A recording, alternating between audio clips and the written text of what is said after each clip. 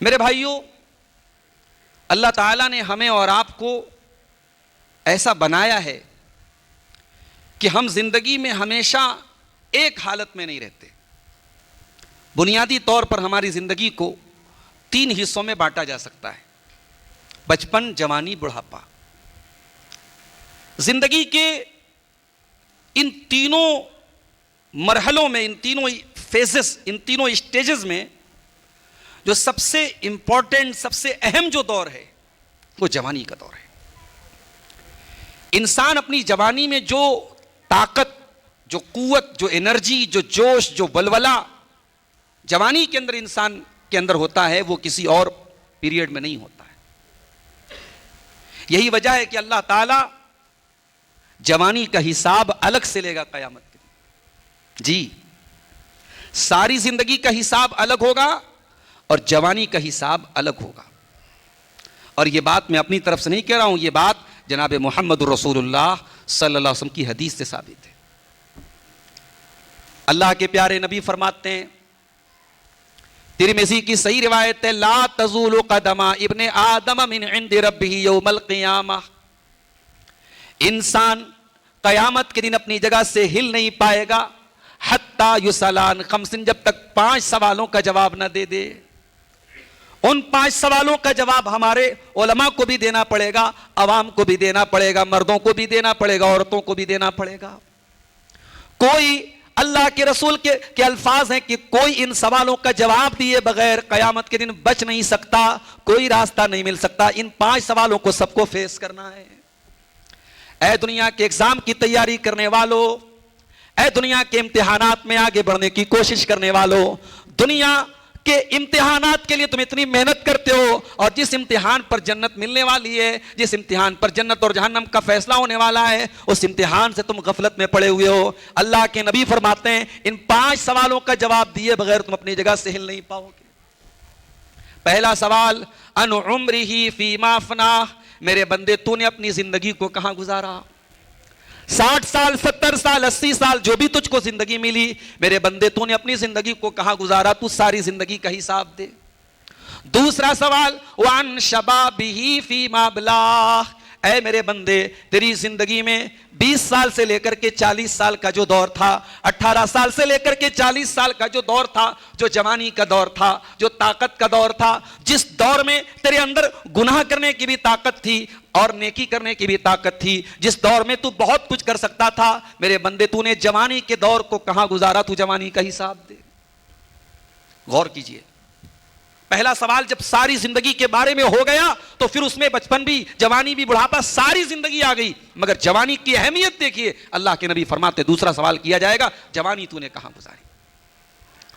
تیسرا سوال، وَعَنْ مَالِهِ مِنْ أَيْنَ اكْتَسَبَهُ، اے مالدارو، اے بزنس مین لوگو، اے کاروبار کرنے والو، اے تجارت کرنے والو، اے نوکری کرنے والو، اے روزی روٹی کے لیے محنت کرنے والو. تیسرا سوال بڑے غور سے سننا، پوچھا جائے گا، من أين اكتسبه، تو نے مال کہاں سے کمایا؟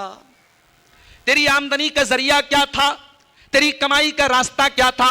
تو سود اور بیاج کا پیسہ کمایا کرتا تھا، تو جوا اور لاٹری کے ذریعے پیسہ کمایا کرتا تھا، تو حرام طریقے سے پیسہ کمایا کرتا تھا یا حلال طریقے سے پیسہ کماتا تھا؟ کمائی کیا تھی تیری؟ کمائی کا حساب دے. تو چوتھا سوال، وَفِيمَ أَنفَقَهُ، تو نے مال کہاں پر خرچ کیا تھا؟ کہیں ایسا تو نہیں شراب کی اڈوں پہ لٹایا، کہیں ایسا تو نہیں کہ زنا کی اڈوں پہ لٹایا، کہیں ایسا تو نہیں حرام راستوں پہ لٹایا؟ تو نے اپنے مال کو کہاں خرچ کیا؟ تو اپنے مال کے خرچ کا حساب دے. اور اے کٹولی والو، اے اس پروگرام میں آنے والو، اپنے قیمتی وقت کو اس جلسے کے لیے قربان کرنے والو، 5واں سوال آپ سے اس بارے میں بھی کیا جائے گا، وَمَاذَا عَلِمَ فِيمَا وَمَاذَا عَمِلَ فِيمَا عَلِمَ، تو نے جو علم حاصل کیا اس علم کے اوپر تو نے عمل کتنا کیا؟ علم حاصل کیا تو تو نے عمل کتنا کیا؟ تیرے علم پر تیرا عمل کتنا تھا؟ علم تو نے حاصل کر لیا، کہیں ایسا تو نہیں کہ یہودیوں کا طریقہ تو نے اپنا لیا، غیر المغضوب علیہم، جن کے طریقے سے بچنے کی تو ہر نماز میں دعائیں کرتا تھا سورہ فاتحہ میں، کہیں تو نے ان کا راستہ تو نہیں اپنایا؟ علم تو تھا تیرے پاس لیکن عمل نہیں تھا، کہیں ایسا تو نہیں وَمَاذَا عَمِلَ فِيمَا عَلِمَ، جو علم تو نے حاصل کیا اس علم کے اوپر تو نے عمل کتنا کیا؟ میرے پیارے ساتھیوں، نوجوانی کا حساب الگ سے دینا پڑے گا. کل جمعہ کا دن ہے، اللہ کے رسول کی حدیث ہے کہ جو جمعہ کے دن سورہ کہف پڑھتا ہے اگلے جمعہ تک اللہ تعالیٰ ایک نور عطا کرتا ہے. مجھے نہیں معلوم کہ آپ لوگوں کا معمول ہے کہ نہیں, جمعہ کے دن 15-20 منٹ کا ٹائم نکال کے سورہ کہف کی ضرور تلاوت کریں. سورہ کہف میں اللہ تعالیٰ نے ایک واقعہ بیان کیا ہے. سورہ کہف میں اللہ تعالیٰ نے ایک واقعہ بیان کیا ہے.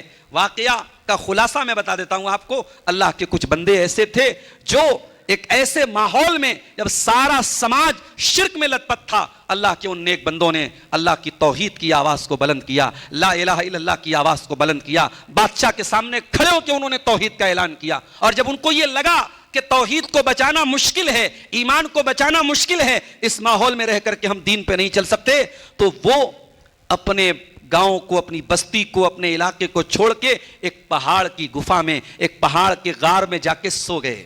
پہاڑ کے غار میں جا کے سو گئے اور قرآن کہتا ہے کہ 309 سال تک سوئے رہے. اللہ تعالیٰ نے 309 سال تک ان کو سلائے رکھا, صحیح سلامت رکھا. 309 سال کے بعد جب ان کی نیند کھلی ہے تو دور بدل چکا ہے, جنریشن بدل چکی ہے, نسل بدل چکی ہے. اب اس علاقے میں جو بادشاہ تھا وہ توحید والا بادشاہ تھا, مسلمانوں کا علاقہ تھا, اہل ایمان کا علاقہ تھا. جب وہ کھانے پینے کی ضرورت پڑی اور اپنے زمانے کا نوٹ لے کے, کرنسی لے کے وہ باہر نکلے ہیں, تب خلاصہ ہوا کہ یہ لوگ تو اس زمانے کے تھے اور 309 سال تک وہ غار میں سوئے پڑے تھے. بڑا عجیب و غریب واقعہ ہے یہ. کبھی موقع ملے 15ویں پارے کی آخر کی آیتوں کو پڑھیے, سورہ کہف کو پڑھیے, اس واقعے کی تفصیل آپ کو ملے گی. لیکن اللہ تعالیٰ نے جب یہ واقعہ بیان کیا, اللہ تعالیٰ نے ایک چیز کو ہائی لائٹ کیا. کیا ہائی لائٹ کیا؟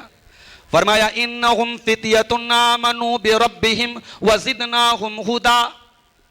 اپنے باپ کی حویلی چھوڑ کر, اپنی ماں کا گھر چھوڑ کر, اپنے وطن اور گاؤں کو چھوڑ کے پہاڑ کی گفا میں جا کر کے اپنے ایمان کو بچانے کے لیے, دین کے لیے یہ قربانی دینے کا جذبہ جن لوگوں کے اندر تھا, قرآن کہتا ہے انہم فتیۃ آمنوا, یہ چند نوجوان تھے.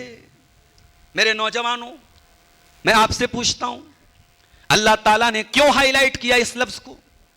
کیوں اللہ تعالیٰ نے اصحاب کہف کا نام تو نہیں بتایا, لوکیشن تو نہیں بتائی, کون سے ملک کے تھے, کون سی کنٹری کے تھے, کون سے علاقے کے تھے, اللہ نے کچھ نہیں بتایا. ہاں, اللہ نے اتنا بتایا انہم فتیۃ آمنوا بربہم, یہ چند نوجوان تھے جو اپنے رب کے اوپر ایمان لائے تھے. اللہ نے ان کی نوجوانی کا ذکر کیوں کیا؟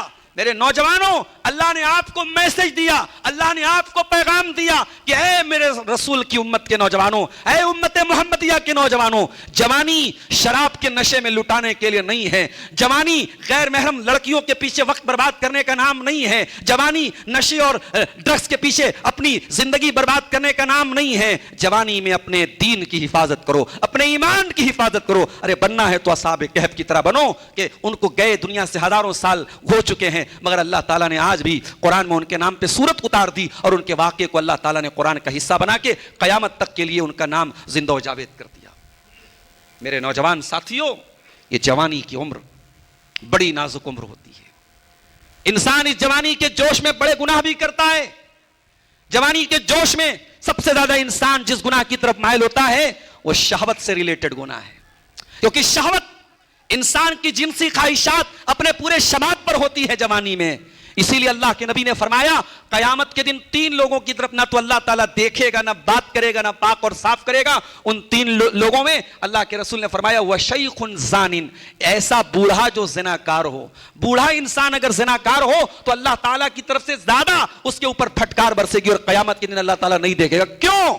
کیونکہ اگر جوانی میں اس نے زنا کیا تھا تب بھی وہ گناہ تھا, تب بھی غلط تھا, لیکن وہ جوانی کے اندر اس کے پاس طاقت تھی, جوانی کا جوش تھا. بڑھاپے میں عام طور سے انسان کا جوش اور انسان کی طاقت اور انرجی کمزور ہو جاتی ہے. اگر کوئی بڑھاپے میں یہ غلیظ کام کرے, یہ گندا کام کرے, تو اور زیادہ وعید, اور زیادہ عذاب اور اللہ تعالیٰ کی بارگاہ میں اور دھتکارا جائے گا. نہ اللہ تعالیٰ دیکھے گا, نہ بات کرے گا, نہ پاک اور صاف کرے گا. تو میرے بھائیوں, جوانی میں شہوت کا گناہ بھی سب سے زیادہ آمادہ کرتا ہے. اسی لیے اللہ کے نبی نے نوجوانوں کو خطاب کر کے کہا تھا یا معاشر الشباب, اے نوجوانوں، من استطاع منکم الباءۃ فلیتزوج، جو تم میں سے نکاح کرنے کی طاقت رکھتا ہے، بیوی کی ذمہ داری اٹھا سکتا ہے، بیوی کو کھلا پلا سکتا ہے، اس کے لیے رہنے کھانے کا انتظام کر سکتا ہے، بیوی کا حق ادا کر سکتا ہے، فلیتزوج، وہ نکاح کر لے، فإنہ اغض للبصر وأحسن للفرج، اس لیے کہ نکاح کر لینے سے انسان کی آنکھیں جھک جائیں گی اور انسان کی شرمگاہ کی حفاظت ہو جائے گی۔ بڑے غور سے سننا، یہ محمد الرسول اللہ صلی اللہ علیہ وسلم کے الفاظ ہیں کہ نوجوانوں، تم اپنی جوانی کو بچانا چاہتے ہو تو صحیح وقت پر نکاح کر لو، نکاح کر کے ہی تمہاری شرمگاہ کی حفاظت ہوگی۔ مجھے بڑے افسوس کے ساتھ کہنا پڑتا ہے، آج سماج کو ہم اس لیول پر لے کے آ گئے، زنا آسان ہو چکا ہے اور نکاح انتہائی مشکل کر دیا گیا ہے۔ دنیا بھر کے رسم و رواج اور دنیا بھر کے فضول خرچیوں نے آج نکاح کو اتنا مشکل کر دیا ہے کہ ایک غریب آدمی، چاہے وہ لڑکا ہو چاہے غریب لڑکی کا باپ ہو، وہ نکاح کرنا چاہتا ہے تو اس کے راستے میں دنیا بھر کی رکاوٹیں ہیں۔ جس سماج میں زناکاری آسان ہو جائے اور نکاح مشکل ہو جائے، اس سماج کا میرے بھائیوں بیڑا غرق ہو جائے گا، اور آج بیڑا غرق ہو چکا ہے۔ آپ نے مجھے موضوع دیا ہے نوجوانوں کا کیا کردار ہے سماج کی اصلاح میں۔ میں چاہتا ہوں کہ پہلے میں نوجوانوں کے اندر پائی جانے والی چند برائیوں کا تذکرہ کروں اور پھر میں بتاؤں کہ ان کا حل کیا ہے۔ ہمارے نوجوان بھائیوں، آج سماج میں، معاشرے میں سب سے بڑی جو برائی ہے، جو قرآن کی نظر میں سب سے بڑی برائی ہے، وہ عقیدے کی برائی ہے۔ بھئی آپ بہت اچھے ہیں، آپ نماز پڑھیں، آپ کا اخلاق اچھا ہو، آپ کی بات چیت اچھی ہو، لیکن اگر آپ اللہ کی توحید پر نہیں ہیں، آپ شرک میں لت پت ہیں، آپ اللہ رب العالمین کے بجائے کسی اور کو حاجت روا اور مشکل کشا اور بگڑی بنانے والا مان رہے ہیں، اس کا مطلب یہ ہے کہ آپ نے اللہ کی توحید کو نہیں سمجھا ہے۔ وہ توحید جو سارے نبیوں کا پیغام ہے، وہ توحید جو قرآن کا سبجیکٹ ہے، وہ توحید جس کے بغیر انسان قیامت کے دن بچ نہیں سکتا، اگر وہ توحید ہی گڑبڑ ہے میرے پیارے ساتھیوں، تو پھر سماج کی اصلاح کہاں سے ہوگی؟ اسی لیے قرآن کہتا ہے الذین آمنوا ولم یلبسوا ایمانہم بظلم اولئک لہم الامن وہم مہتدون۔ اے میرے بندو، جب تک تم ایمان نہیں لاؤ گے اور ایمان کو تم شرک کی ملاوٹ سے نہیں بچاؤ گے، تب تک امن اور چین نہ دنیا میں پاؤ گے نہ آخرت میں پاؤ گے۔ امن اور چین سماج میں قائم ہو ہی نہیں سکتا جب تک توحید پر انسان نہ آ جائے۔ یہ پیشانی جھکے تو صرف اور صرف اللہ کے در پہ جھکے، کسی نبی، کسی ولی، کسی پیر، کسی بزرگ کے قبر پہ، مزار پہ یہ سر نہ جھکے۔ آپ مسجد میں آتے ہیں، نماز پڑھتے، آپ اللہ کی بارگاہ میں اقرار کرتے ہیں ایاک نعبد و ایاک نستعین، اے اللہ ہم تیری ہی عبادت کرتے ہیں اور تجھ ہی سے مدد مانگتے ہیں۔ اے اللہ ہمارا معبود بھی تو ہے اور ہمارا مشکل کشا بھی تو ہے۔ یہ کتنی بڑی غداری ہے، یہ کتنی بڑی بے وفائی ہے، مسجد میں آ کر کے مسلمان ایاک نعبد و ایاک نستعین کہے اور مسجد سے نکل کر کے کسی اور کے در پہ جا کے اولاد مانگے، کسی اور کے در پہ جا کے بیماری سے شفا مانگے، کسی اور کو جا کے مشکل کشا کہے، کسی اور کو اللہ کا مقام دے دے، اس سے بڑھ کے غداری اور بے وفائی کیا ہوگی؟ توحید کو درست کرو میرے پیارے ساتھی۔ قرآن کریم میں اللہ تعالیٰ نے حضرت لقمان کا واقعہ بیان کیا۔ ہمارے علماء بیٹھے ہیں، حضرت لقمان کے بارے میں علماء کا، مفسرین کا کہنا ہے کہ لقمان کوئی نبی نہیں تھے، اللہ کے ایک نیک بندے تھے، اللہ کے ایک نیک بندے تھے۔ اللہ نے ان کے نام پہ قرآن میں سورت اتار دی۔ کیوں؟ کیونکہ لقمان نے اپنے بیٹے کو بٹھا کر کے کچھ نصیحتیں کی تھی۔ اللہ کی نظر میں ایک نیک باپ اپنی اولاد کو اگر بیٹھ کر کے اس کی تربیت کر رہا ہے، اس کو نصیحت کر رہا ہے، اللہ اس کو اتنی اہمیت دے رہا ہے کہ قرآن میں اس باپ اور بیٹے کی نصیحت کو بیان کر رہا ہے۔ اے سماج کے وہ لوگ جو صاحب اولاد ہیں، تم یہ شکایت کرتے ہو کہ ہماری نوجوان نسل بگڑ گئی ہے، میرے پیارے بھائیوں مجھے کہنے دیجئے، اس نوجوان نسل کے بگاڑ کے بہت بڑے ذمہ دار ان کے گارجین اور ان کے والدین ہیں۔ آپ نے اگر اپنی ذمہ داریوں کو صحیح طریقے سے نبھایا ہوتا تو اولاد آج اس انجام تک نہ پہنچتی میرے بھائی۔ اللہ کے نبی فرماتے ہیں بچہ پیدا ہوتا ہے تو اسلام پر پیدا ہوتا ہے۔ کل مولود یولد علی الفطرہ، بچہ پیدا ہوتا ہے فطرت پر، اسلام پر۔ بچے کے ماں باپ اسے یہودی بناتے ہیں، بچے کے ماں باپ اسے نصرانی بناتے ہیں، بچے کے ماں باپ اسے مجوسی بناتے ہیں۔ بچے کے ایمان اور عقیدے کو بنانے اور بگاڑنے میں ماں باپ کا بہت بڑا رول ہوتا ہے۔ حضرت لقمان اپنے بچے کو نصیحت کرتے ہیں، قرآن کریم ان نصیحتوں کو بیان کرتا ہے۔ قرآن کہتا ہے وَإِذْ قَالَ لُقْمَانُ لِابْنِهِ وَهُوَ يَعِظُهُ يَا بُنَيَّ لَا تُشْرِكْ بِاللَّهِ إِنَّ الشِّرْكَ لَظُلْمٌ عَظِيمٌ. یاد کرو جب میرا بندہ لقمان اپنے بیٹے سے کہہ رہا تھا اے میرے بچے اللہ کے ساتھ کسی کو شریک نہ کرنا، دنیا کا سب سے بڑا ظلم شرک کرنا ہے. اے میری پیاری ماں بہنوں، آپ سے بھی کہنا چاہتا ہوں جل جانا، کٹ جانا، مر جانا، توحید سے کبھی سمجھوتا نہ کرنا. اللہ کو چھوڑ کر کے کسی اور کے آگے ہاتھ نہ پھیلانا، کوئی ایسا کام نہ کرنا جو جناب محمد رسول اللہ صلی اللہ علیہ وسلم کی تعلیمات کے خلاف ہو، جو قرآن و حدیث کے خلاف ہو، جو آپ کو شرک تک لے کے جاتا ہو. ہمارے نوجوانوں کی سب سے بڑی خرابی توحید سے دوری ہے میرے پیارے ساتھیوں. دوسری خرابی علم دین سے دوری. آج دین کے بارے میں ہماری نالج زیرو ہے. اتنا بڑا مجمع ہے، میں پوچھ لوں کہ جنازے کی نماز میں کون سی دعا پڑھی جاتی ہے؟ میں تجربہ کر چکا ہوں، اکثر نوجوانوں کو جنازے کی نماز کی دعائیں تک یاد نہیں ہیں.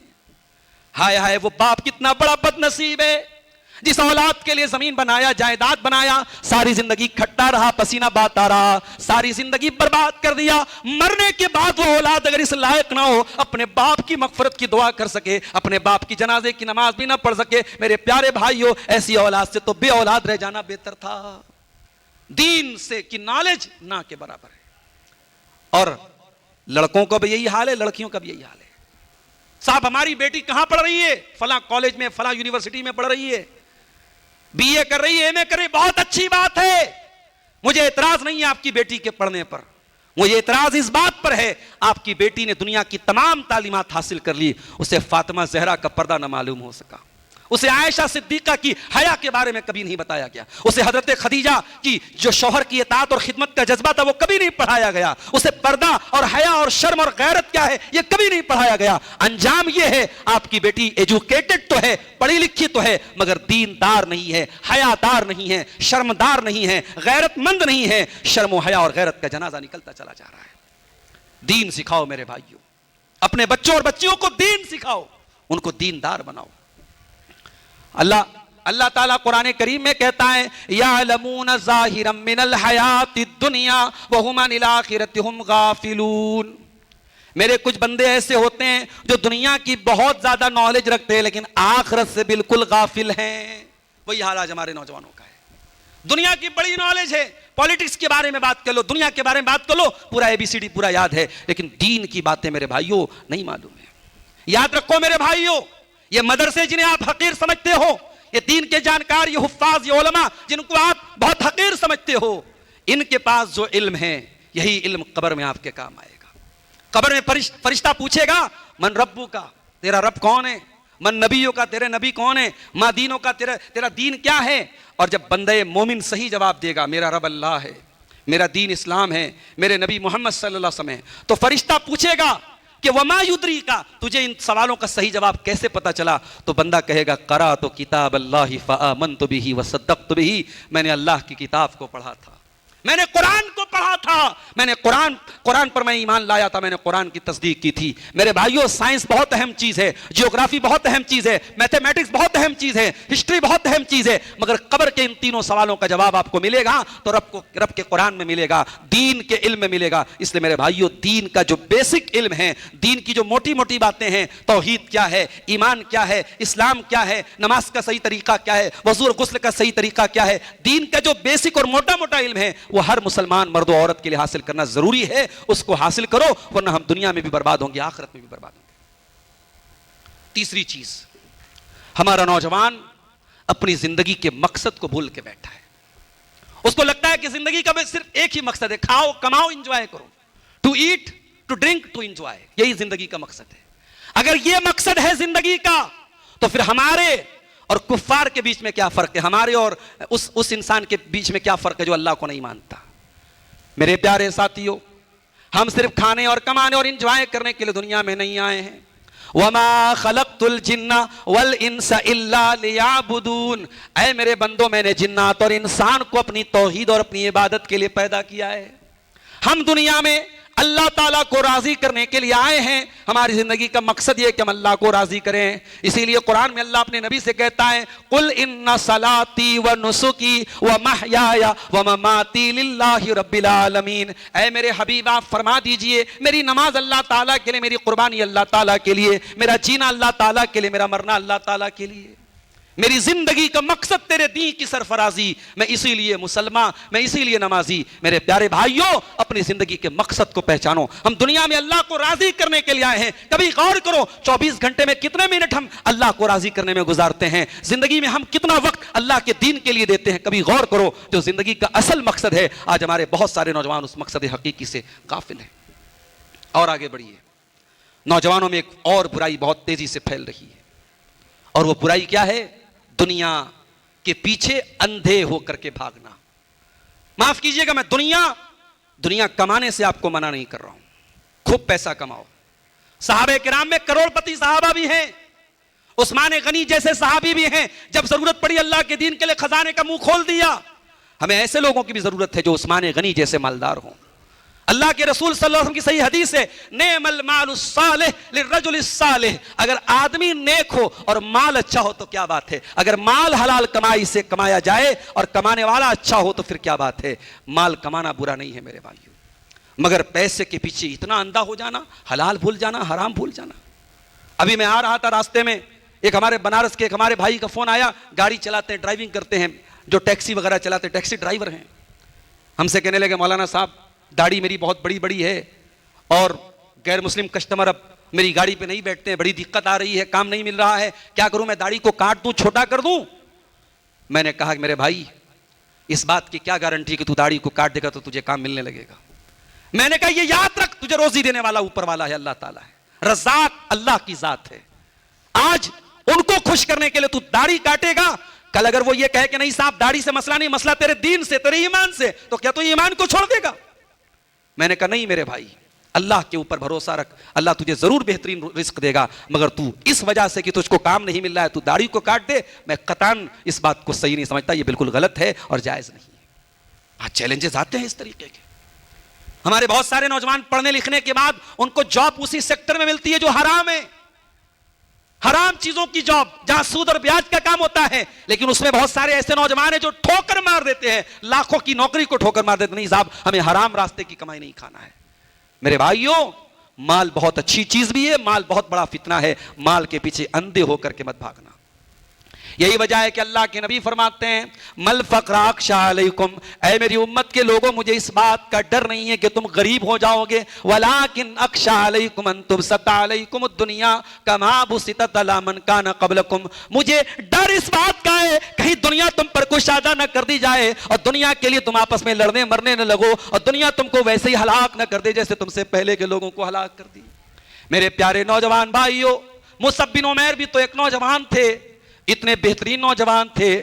جب کپڑا پہن کر کے باہر نکلتے تھے مکہ میں لوگ ان کو دیکھتے رہ جاتے تھے. وہ باہر کا کپڑا پہنتے تھے, باہر کی خوشبو لگاتے تھے. امپورٹڈ کپڑا پہنتے تھے, رہنے والے مکہ کے تھے, خوشبو یمن کی لگاتے تھے. جوتا نجد کا پہنتے تھے اور کپڑے جو ہے شام کے پہنتے تھے. الگ الگ علاقوں کے کپڑے, فیشنیبل تھے وہ نوجوان. مگر وہی مصعب بن عمیر جب ایمان لے آتے ہیں, باپ نے گھر سے نکال دیا, ماں نے دروازے بند کر لیے, مصعب بن عمیر مکہ کی گلیوں میں چلتے ہیں, کپڑے پہ پیون لگے ہیں, پھٹے پرانے کپڑے پہن کر کے مکہ کی گلیوں میں چلتے ہیں. لوگ ٹھنڈی سانسیں لے کے کہتے ہیں کہ یہ وہی مصعب بن عمیر تھا, کل تک بڑے ٹھاٹ باٹ سے رہتا تھا, خوبصورت کپڑے پہن کر نکلتا تھا, آج اسلام لانے کے بعد اس کی زندگی کیسی ہو گئی ہے. میرے نوجوانوں, مصعب بن عمیر یہ وہ صحابی ہیں, اللہ کے پیارے رسول صلی اللہ علیہ وسلم ان کو مدینہ بھیجتے ہیں. اور وہ مدینہ اس ٹائم وہاں پہ اسلام کے ماننے والے بہت تھوڑے سے تھے. مصعب بن عمیر کو اللہ کے نبی نے بھیجا, جاؤ مصعب بن عمیر جا کے مدینہ میں اسلام کی تبلیغ کرو. مصعب بن عمیر اپنی جوانی, جس عمر میں لوگ اپنا کیریئر بناتے ہیں, اپنی بیوی بچے کی فکر کرتے ہیں, اپنے فیوچر کی فکر کرتے ہیں, مصعب بن عمیر کو ایک دھن سوار ہو گئی, میں رسول کا نمائندہ ہوں, میں پیارے رسول کا سفیر ہوں, مجھے مدینہ کے گھر گھر میں توحید کو پہنچانا ہے. مصعب بن عمیر گئے اور تن من دھن سے لگ گئے, اسلام کی تبلیغ کرنے لگے. اور تاریخ ہمیں بتاتی ہے, سیرت کی کتابیں ہمیں بتاتی ہیں کہ صرف 2 سال کی مدت کے اندر مصعب بن عمیر نے محنت کر کے مدینہ کے گھر گھر میں اسلام پہنچا دیا. اور وہ مدینہ جو کل تک اسلام سے دور تھا، اب مدینہ میں اسلام کے نام ماننے والے ہر گھر میں پیدا ہو گئے، اور یہی مصعب بن عمیر جنگ احد میں شہید ہوتے ہیں۔ اور جب شہید ہوتے ہیں، اللہ اکبر، وہ دن بھی دیکھنا تھا۔ مصعب بن عمیر بڑے لمبے قد کاٹی کے تھے، باڈی بلڈر آدمی تھے، بدن ان کا بھاری بھرکم تھا۔ جب کفنایا جانے لگا تو کفن کی چادر محدود تھی، لمیٹڈ تھی، کفن کی چادر شہداء کی تعداد سے زیادہ نہیں تھی، اور کفن کی جو چادر تھی جب اس سے کفنایا جانے لگا تو حضرت مصعب بن عمیر رضی اللہ تعالیٰ عنہ کے سر کو ڈھانپا جاتا تھا تو پیر کھل جاتا تھا، اور پیر کو ڈھانپا جاتا تھا تو سر کھل جاتا تھا۔ سر کو کفن کی چادر سے ڈھانپا گیا اور پیر کے اوپر اذخر گھاس ڈال کے ان کو قبر میں اتارا گیا۔ صحابہ کرام یہ منظر دیکھتے تو آنکھوں سے آنسو آ جاتے ہیں۔ حضرت عبد الرحمن بن عوف یہ منظر یاد کرتے ہیں، رمضان کا مہینہ ہے، افطار کے لیے دسترخوان پہ بیٹھے ہیں، یہ منظر یاد کے رونے لگتے ہیں اور اڑ جاتے ہیں، کہتے ہیں مجھے کچھ کھانے کی حاجت اور ضرورت نہیں ہے۔ میرے پیارے ساتھیوں، یہ صحابہ کرام تھے۔ میں انہی کی سیرت کی روشنی میں آپ سے بات کر رہا ہوں اور آپ کو یہ پیغام دے رہا ہوں کہ دنیا کماؤ میرے بھائیوں، مگر دنیا کے پیچھے اندھے مت بن جاؤ۔ آخرت جمعہ کی نماز آپ پڑھتے ہیں، امام صاحب جمعہ کی نماز میں پہلی رکعت میں سورہ اعلیٰ کی جب تلاوت کرتے ہیں سنت رسول پر عمل کرتے ہوئے، تو سورہ اعلیٰ میں آپ یہ آیت بھی سنتے ہیں، بل تؤثرون الحیات الدنیا والآخرۃ خیر وابقی۔ میرے بندو، تم دنیا کے پیچھے اتنا بھاگتے ہو جبکہ دنیا فانی ہے اور آخرت زیادہ بہتر اور زیادہ باقی رہنے والی ہے۔ جاؤ، کبھی موقع ملے قبرستان میں جاؤ، کل کے کروڑ پتی، کل کے ارب پتی، کل کے سیٹ صاحب، کل کے حاجی صاحب آج قبر میں لیٹے ہوئے ہیں اور اپنے اپنے عمل کا حساب دیں۔ یہ دنیا کی دولت، یہ دنیا کا نام سب یہی چھوڑ کے جانا ہے، اس لیے آخرت کی تیاری کرو۔ میرے نوجوانوں، ایک اور برائی اپنے نوجوانوں کے اندر ہم دیکھتے ہیں، اور وہ برائی کیا ہے؟ بے حیائی کی برائی۔ مردوں کے اندر بھی عورتوں کے اندر بھی بڑی تیزی سے بے حیائی پھیل رہی ہے، اور مجھے معاف کیجئے گا، یہ جو موبائل ہمارے ہاتھوں میں ہے یہ ہم کو بڑی تیزی سے بے حیا بنا رہا ہے، اور یہ موبائل ہم کو صرف بے حیا نہیں بنا رہا، ہمیں منافق بھی بنا رہا ہے۔ میری تلخ کلامی کو معاف کیجئے گا، میری زبان اگر سخت لگے تو معاف کیجئے گا، مگر یہ موبائل ہمیں منافق بنا رہا ہے۔ یہ موبائل ہمیں دو چہرے دے رہا ہے، ایک چہرہ وہ ہے جو ہمارا عوام کے سامنے ہے، اور ایک چہرہ وہ ہے جو یہ موبائل جانتا ہے۔ اس موبائل پہ ہم کیا دیکھ رہے ہیں، کیا ویڈیو پلے کر رہے ہیں، کیا کس سے باتیں کر رہے ہیں، یہ موبائل ہماری حقیقت کو جانتا ہے۔ مگر یاد رکھو میرے بھائیوں، جہاں دنیا میں کسی کی نظر نہ پڑے، میرے رب کی نظر تو وہاں پر بھی موجود ہے، میرے رب کا علم تو وہاں پر بھی موجود ہے، میرے رب کی قدرت تو وہاں پر بھی موجود ہے۔ میرا رب تو کالی رات میں کالی چٹان پر چلنے والی کالی چیوٹی کی چال سے بھی واقف ہے، میرے رب سے تو نہیں چھپ پائے گا۔ اب ذرا ایک حدیث سنا رہا ہوں، موبائل چلانے والے، سوشل میڈیا چلانے والے، انسٹاگرام چلانے والے بڑے غور سے یہ حدیث سنیں، اللہ کے پیارے رسول کی حدیث ہے، اور حدیث کے راوی کون ہیں؟ حضرت ثوبان رضی اللہ تعالیٰ عنہ ہیں۔ کہتے ہیں کہ اللہ کے نبی نے فرمایا، ابن ماجہ کی صحیح روایت ہے، لَأَعْلَمَنَّ أَقْوَامًا مِّنْ أُمَّتِي يَأْتُونَ يَوْمَ الْقِيَامَةِ بِحَسَنَاتٍ أَمْثَالَ جِبَالِ تِحَامَةَ بِيزًا۔ میں اپنی امت کے ایسے لوگوں کو جانتا ہوں جو قیامت کے دن تہامہ کی پہاڑیوں کے برابر نیکی لے کر کے آئیں گے۔ حج کیا ہوگا، عمرہ کیا ہوگا، مسجد مدرسے میں بڑا چندہ دیا ہوگا، زکوٰۃ خیرات بہت بانٹنے والے بڑی نیکیاں کر کے آئے ہوں گے، فَيَجْعَلُهُ اللَّهُ عَزَّ وَجَلَّ هَبَاءً مَنْثُورًا، اللہ تعالیٰ ان کی نیکیوں کو ہوا میں اڑا دے گا، ان کی نیکیوں کو برباد کر دے گا۔ صحابہ نے پوچھا، صفہم لنا وجلہم لنا یا رسول اللہ، اے اللہ کے نبی ذرا کھول کے بتا دیجئے کون ہے وہ لوگ، تاکہ ہم ان کے جیسے نہ ہو جائیں۔ اللہ اکبر، صحابہ کرام کی سوچ دیکھو۔ صحابہ کرام نے یہ نہیں کہا کہ اللہ کے نبی ہم کو بتا دیجئے ہم پہچان لیں کون لوگ ہیں، کہا کہ اللہ کے نبی ہم کو بتا دیجئے ہم ان کے جیسے نہ ہو جائیں۔ کہا کہ اے میرے صحابہ، وہ تمہارے ہی جیسے لوگ ہوں گے، تمہارے ہی بھائی ہوں گے، کلمہ گو ہوں گے، نماز بھی پڑھیں گے، راتوں میں عبادت بھی کریں گے، بس ایک چیز کی کمی ہوگی، وَلَكِنَّهُمْ إِذَا خَلَوْا بِمَحَارِمِ اللَّهِ انْتَهَكُوهَا، جب تنہائی میں ہوں گے، اکیلے میں ہوں گے، ناجائز کام کریں گے۔ ان کی تنہائیاں گناہوں سے آلودہ ہوں گی، وہ تنہائی میں گناہ کے کام کریں گے۔ میرے پیارے بھائیوں، اللہ کے واسطے اپنے موبائل کو اپنی نیکیوں کو برباد کرنے کا ذریعہ نہ بناؤ، اپنے سوشل میڈیا کے اکاؤنٹ کو اپنی نیکیوں کو برباد کرنے کا ذریعہ نہ بناؤ، اور بے حیائی کو پھیلانے والوں میں کبھی شامل مت ہونا۔ میرا جملہ یاد رکھو، بے حیائی کا کام کرنا بہت غلط ہے، مگر بے حیائی کی چیز کو شیئر کرنا، اسے فارورڈ کرنا، اسے دوستوں میں بانٹنا، یہ بہت بڑا پاپ ہے۔ اللہ قرآن میں کہتا ہے، ان الذین یحبون ان تشیع الفاحشۃ فی الذین آمنوا لہم عذاب علیم فی الدنیا والآخرہ۔ جو لوگ مسلمانوں کے درمیان بے حیائی کو پھیلائیں گے انہیں دنیا میں بھی دردناک عذاب ملے گا اور آخرت میں بھی دردناک عذاب ملے گا۔ ہمارے نبی حیا والے، حضرت ابو سعید خدری کہتے ہیں کان رسول اللہ صلی اللہ علیہ وسلم اشد حیا من الازراء فی خدرها، اللہ کے پیارے نبی کنواری لڑکیوں سے زیادہ شرم و حیا والے تھے۔ میری ماں بہنوں، آپ سے بھی کہنا چاہتا ہوں، شرم و حیا آپ کا سب سے قیمتی زیور شرم و حیا ہے۔ اپنی شرم و حیا کو کبھی مت بھولنا۔ ہمارے گھروں میں آج گھر کی خواتین جب نکلتی ہیں تو بڑے پردے میں نکلتی ہیں، مگر گھر کے اندر محرم غیر محرم کا کوئی فرق نہیں ہے۔ چچا کا بیٹا، خالہ کا بیٹا، ماموں کا بیٹا سب آ رہے ہیں، ان سے بے پردگی اور بے حیائی کے ساتھ باتیں ہو رہی، معاف کیجئے گا۔ اپنی جوان بیٹیوں کو بتائیے کہ جس طریقے سے علاقے کے قصبے کے جتنے نوجوان لڑکوں سے آپ کی جوان بیٹی کو پردہ کرنا ہے، اسی طریقے سے خالہ کے جوان بیٹے سے بھی پردہ کرنا ہے، ماموں کے جوان بیٹے سے بھی پردہ کرنا ہے، چاچا کے جوان بیٹے سے، وہ سب بھی آپ کی بیٹی کے لیے غیر محرم ہیں۔ محرم غیر محرم کا فرق اپنے بچوں کو بتاؤ میرے بھائیوں۔ اور اخیر میں ایک بات کہوں گا، چونکہ وقت بہت محدود تھا، وقت ختم ہو رہا ہے۔ میرے نوجوانوں، توبہ کرو۔